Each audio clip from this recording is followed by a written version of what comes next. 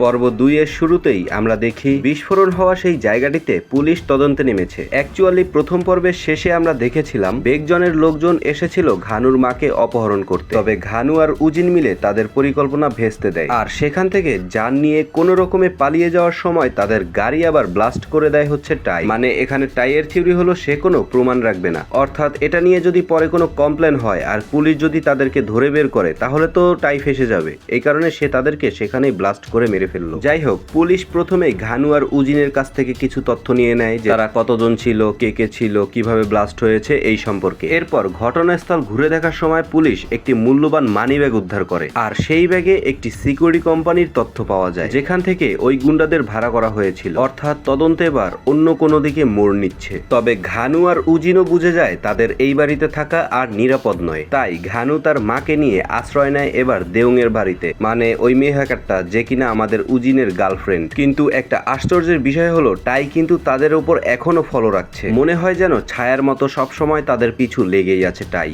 এবার দেউংয়ের বাড়িতে পৌঁছানোর পরে উজিন দেউংকে সেই ওয়েবসাইটের ঠিকানাটি দেয়, কিন্তু ইন্টারনেটে সার্চ দেওয়ার পরে আইকেএফসি নামে কোনো ওয়েবসাইটই ওপেন হয় না। এরপরে সেই একই ওয়েবসাইট সে যখন ডার্ক ওয়েবে সার্চ করে তখন চলে আসে। আর আমরা তো আগে থেকেই জানি যে আইকেএফসি মূলত একটা ডার্ক ওয়েবেরই অংশ, তারা সমস্ত স্ট্রিমগুলো ডার্ক ওয়েবে চালায়। যাই হোক, ঘানুরা এবার এই ওয়েবসাইটের ইন্ট্রো দেখেই তো পুরো পাগল হয়ে যায়, মানে একজন আরেকজনকে সরাসরি মেরে ফেলছে। তাদের আর বুঝতে বাকি থাকে না যে তারা এবার কার পাল্লায় পড়েছে। এবারের লড়াইটা হবে আরো জমজমা। যাই হোক, তখন তারা সেই ওয়েবসাইটে একটা অ্যাকাউন্ট করতে চায়, কিন্তু সমস্যা হলো এখানে অ্যাকাউন্ট করতে হলে আপনাকে আপনার ব্যাংক অ্যাকাউন্ট অ্যাড করা লাগবে। আবার অ্যাকাউন্ট করলেও আপনার পার্সোনাল ডিটেইলস চলে যাবে তাদের হাতে, যার জন্য তাদের এখন একটা ফেক ব্যাংক অ্যাকাউন্টের কার্ড লাগবে। তবে ঘানু বলে ঠিক আছে, ব্যবস্থা হয়ে যাবে। এরপরে সে উজিনকে বলে একবার মুনের সাথে দেখা করতে। ব্লাড হান্ডের প্রথম সিজন যারা দেখেছেন তারা কিন্তু এই মুনকে চিনবেন, আর এই গল্পটা কিন্তু একটার সাথে আরেকটা কানেক্টেড। অবশ্যই আপনাকে প্রথম সিজন দেখতে হবে, আর এই দুইটা সিজনেরই প্লেলিস্ট আমি আমার চ্যানেলে দিয়ে রেখেছি, ভালো লাগলে দেখে আসতে পারবেন। যাই হোক, ঘানুর কথা শুনে উজিন এবার বেরিয়ে পড়ে মুনের সাথে দেখা করার উদ্দেশ্যে। তবে টাই তখন সেখানেই ছিল আর সে উজিনের পিছু নেয়। অন্যদিকে আমরা জেলের মধ্যে ইনবমকে দেখি, সে বেগজনের দেয়া সেই ওষুধটা খেয়ে সেখানেই পড়ে যায়। এবার ইনবমের অবস্থা খারাপ দেখে জেলের লোকজন তাকে নিয়ে হসপিটালে যাওয়ার চিন্তা ভাবনা করে। তবে রাস্তার মধ্যেই বেগজনের লোকজন ইনবমকে কিডন্যাপ করে নিয়ে যায়। এরপর যখন তার জ্ঞান ফেরানো হয় তখন বেগজনের ম্যানেজার তার সামনে এসে বলে, তুমি এখন থেকে আমাদের হয়ে কাজ করবে আর আমরাই তোমাকে জেল থেকে বের করেছি। তবে আমরা তো জানি যে ইনবম একটু বলদ টাইপের, তাকে কন্ট্রোল করা বেশ কঠিন, যার জন্য মাথা মোটা ইনবম তাদের সাথে সেখানে মারামারি শুরু করে দেয়। তবে ইনবমের ফাইটিং স্কিলও এখানে মারাত্মক ছিল, আর এটা দেখে বেগজং অনেক খুশি হয়, কারণ এতদিন পরে সে তার টিমে এরকম আরো একজন ফাইটার অ্যাড করতে পারলো। এবার সবাইকে মেরে ইনবম যখন সেখান থেকে চলেই যাচ্ছিল তখনই তার সামনে আসে বেগজন আর তাকে মারতে মারতে একবারে আদমরা করে ফেলে। মানে বেগজনের কথা হলো, তুই আমার টিমে জয়েন করবি না কেন, তোকে আমি জোর করে জয়েন করাবো। যাই হোক, এদিকে আবার উজিন পৌঁছে গেছে মুনের বাসায়, আর অনেকদিন পরে একে অপরের সাথে দেখা করে আবেগে আপ্লুত হয়ে পড়ে। এবার উজিন মুনকে সব ঘটনা বিস্তারিতভাবে খুলে বলে, সেই সাথে সেই ক্লাবের কথাও বলে, মানে আইকেএফসি। তবে সেই ওয়েবসাইটের কথা শুনে মুন এবার একটু চিন্তিত হয়ে পড়ে, তবে সে আশা হারায় না। সে উজিনকে বলে, তোরা আমার ভাই, তোদের বিপদ মানেই আমার বিপদ, এখন আমি তোদেরকে কিভাবে সাহায্য করতে পারি সেটা বল। এ কথা শুনে উজিন মুনকে সাহস করে বলে, ভাই আমাদের কিছু ব্যাংকের কার্ড লাগবে। তখন মুন উজিনকে কয়েকটা ব্যাংকের কার্ড দিয়ে দেয়, মানে এরকম ব্যাংকের কার্ড মুনের কাছে অ্যাভেলেবেল, কারণ সে একসময় লোন শার্কের কাজ করত। এবার কথা শেষ করে সেখান থেকে আসার সময় মুন উজিনকে বলে, শালা তুই কি একা এসেছিস নাকি সঙ্গে করে কাউকে নিয়ে এসেছিস, সত্যি করে বল। তখন উজিন বলে, ভাই সত্যি করে বলছি আমি একাই এসেছি। তখন মুন বলে, শোন তুই এই গাড়িটা নিয়ে এখান থেকে একটা চক্কর দিবি, আমার বিশ্বাস ওই আইকেএফসির লোকজন তোর পিছু নিয়েছে। এটা শোনার পর উজিন গিয়ে তার গাড়ি স্টার্ট করে, আর দেখা যায় সত্যি সত্যি মুনের ধারণা ঠিক ছিল, কারণ টাই তার পিছু নিয়েছে। এই অবস্থা দেখে মুন এবার কল করে উজিনের কাছে আর তাকে বলে, তুই ডাইনে বামে না তাকিয়ে সোজা গাড়ি চালাতে থাকবি, কারণ তোকে ওই ক্লাবের লোকজন ফলো করছে, আর যেহেতু তোকে ফলো করছে তার মানে ঘানুর বাড়িতেও তারা ফলো রাখছে। তুই ঘানুকে দ্রুত এই খবর জানিয়ে দে, আমি কিছুক্ষণের মধ্যেই তোর কাছে আসছি।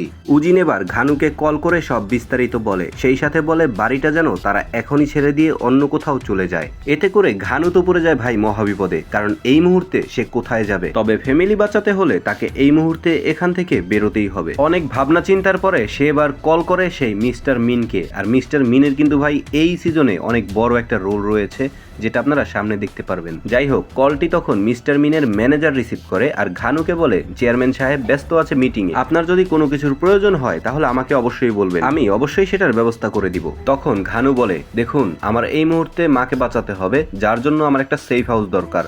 সেই সাথে আমার বন্ধু উজিনও রয়েছে মহাবিপদে, তাকেও বাঁচাতে যেতে হবে। কিন্তু রাস্তায় যেই পরিমাণ ট্রাফিক, এতে করে গাড়ি নিয়ে তাকে বাঁচানো সম্ভব হবে না।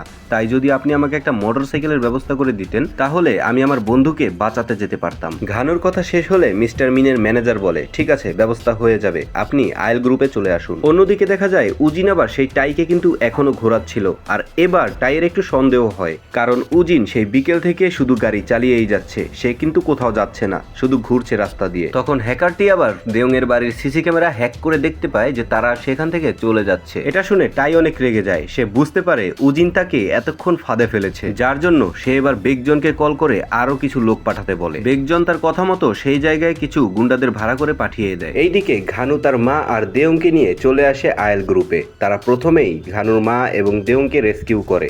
এরপর ঘানু তার জন্য রাখা সেই মোটরসাইকেল নিয়ে দ্রুত বেরিয়ে পড়ে উজিনকে বাঁচানোর জন্য। অন্যদিকে আবার উজিন, টাই আর মুন এই তিনজন কিন্তু পাশাপাশিই ছিল। টাই তখন তার গাড়ি ব্যাক করে সেখান থেকে বেরিয়ে যায়। এটা দেখে উজিন এবং মুন দুজনেই তার পিছু নেয়। তারা এবার চলে আসে একটা পুরাতন বিস্কুট ফ্যাক্টরিতে। আর এখানে এসে টাইয়ের মুখোমুখি হয় উজিন এবং মুন দুজনে। কিন্তু সমস্যা হলো টাইয়ের সামনে তারা দুজন মিলেও টিকতে পারে না, যেন টাই হলো তাদের শিক্ষক আর তারা দুজন হলো টাইয়ের ছাত্র। টাই একাই তাদের দুজনকে মেরে একদম ছাতু বানিয়ে দেয়। কিন্তু এখানে উজিনও তো ভাই হার মানার পাত্র না। তারা দুজন মিলে আবারও সেই টাইয়ের সাথে লড়াই করা শুরু করে। আর এবার অনেক কষ্টে তারা টাইকে সেখানে অজ্ঞান করতে সামর্থ্য হয়। মারামারিতে ভাই আসলে এক্সপ্লেন করার মতো কিছুই নেই, কারণ অরিজিনাল অ্যাকশনে আপনি যে মজাটা পাবেন এক্সপ্লেনে সেটা পাবেন না। যাই হোক, তারা যখন ভাবছিল যে টাইকে হারিয়ে দিয়ে তারা জিতে গেছে, ঠিক তখনই সেখানে এসে হাজির হয় সেই ভাড়াটে গুন্ডাগুলো। এটা দেখে তো তারা দুজনেই দৌড় শুরু করে, কিন্তু কতক্ষণ ভাই, তারা তো সংখ্যায় অনেক। মুন আর উজিন নিজেকে বাঁচাতে আপ্রাণ চেষ্টা করতে থাকে। তবে একটা জিনিস খেয়াল করতে হবে, তারা দুজনেই আগে থেকেই অনেক আহত, যার কারণে হাজার চেষ্টা করা সত্ত্বেও তারা তাদের সঙ্গে পেরে ওঠে না। তারা দুজনেই সেই গুন্ডাদের হাতে ধরা পড়ে যায়। ঠিক তখনই এখানে চলে আসে আমাদের ঘানু। ঘানু যখন দেখে যে উজিন আর মুনের এই অবস্থা, সে তো পুরো কুত্তা পাগল হয়ে যায়। এক একটাকে ধরে ধরে সেই মারতে থাকে। মানে ঘানুর এক একটা ঘুষির ওজন মনে হচ্ছিল 2 মণ, কারণ যে একবার খাচ্ছিল সে আর উঠে দাঁড়াতেই পারছিল না। এভাবেই ঘানু সবগুলোকে মেরে একবারে ছাতু বানিয়ে দেয়। আর সবশেষে উজিন আর মুনকে সেখান থেকে উদ্ধার করে। সেই সাথে সিরিজের দ্বিতীয় পর্বটি এখানেই শেষ হয়ে যায়। যাই হোক, ভিডিওটা আপনাদের কাছে কেমন লেগেছে অবশ্যই জানাবেন। আর আমি আশা করি অবশ্যই ভিডিওটা আপনাদের কাছে অনেক ভালো লেগেছে।